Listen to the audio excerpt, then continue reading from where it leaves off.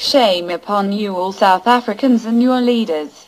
How I wish Nelson Mandela was alive to see the type of South Africa that he struggled for and became. Imprisoned for almost 27 years. Extremely graphic videos of foreign nationals, appearing to be of Zimbabwean and Somalian nationality, being attacked in South African townships have gone viral on social media, leaving us shell-shocked.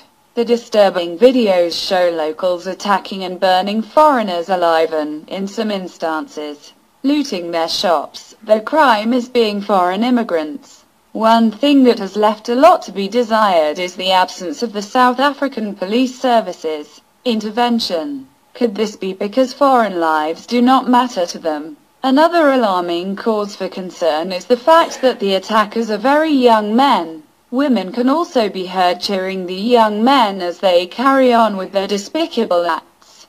It is disheartening to see large numbers of people come together to mock the victims whilst they encourage these abominable atrocities on other human beings.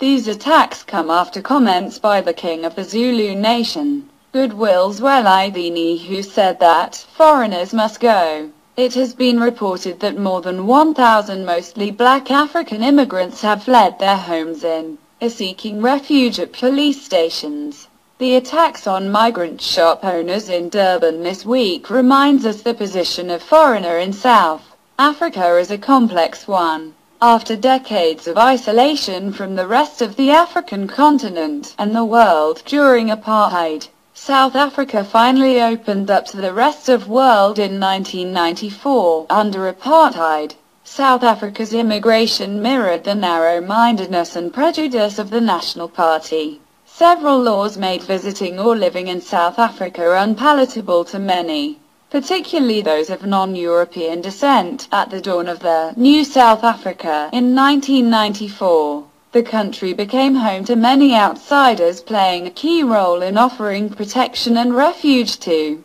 people who had suffered unfavorable conditions in their home countries. At the heart of South Africa's complex problem with xenophobia is the loaded meaning of the term foreigner, pejoratively. The term foreigner in South Africa usually refers to African and Asian non-nationals. Other foreigners, particularly those from the Americas and Europe, go unnoticed. They are often lumped up with tourists, or even better, referred to as expats. It is this reason why the South African government says it's hesitant to call the recent attacks on foreign nationals as xenophobic.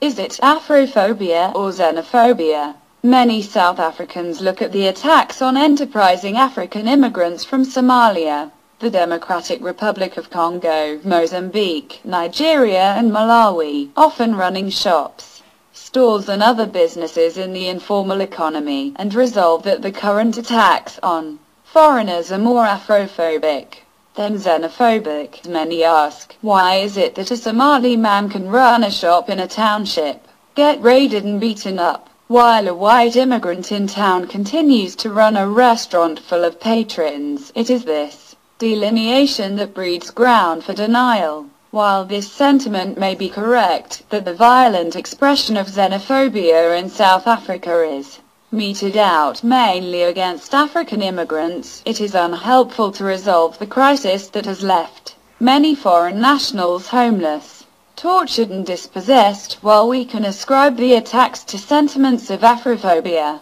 we must be willing to agree that the attacks are fueled by a sense of hatred, dislike and fear of foreigners, and that is xenophobia. And given the fact that foreign nationals from Pakistan and Bangladesh have been profiled in this wave of attacks, it will soon no longer be enough for South Africans to cry Afrophobia, a hangover from the past.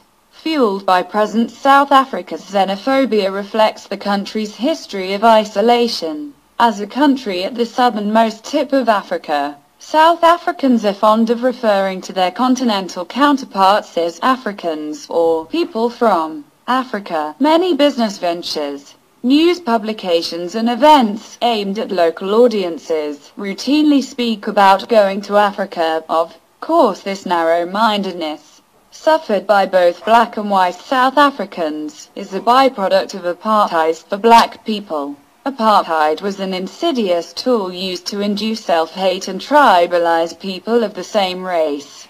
For white South Africans, apartheid was a false rubber stamp of the white race as superior. It is these two conceptions that gave rise to the myth that South Africa is not part of the African continent, but a different place that just happens to be on the tip of the continent. Long after the scourge of apartheid,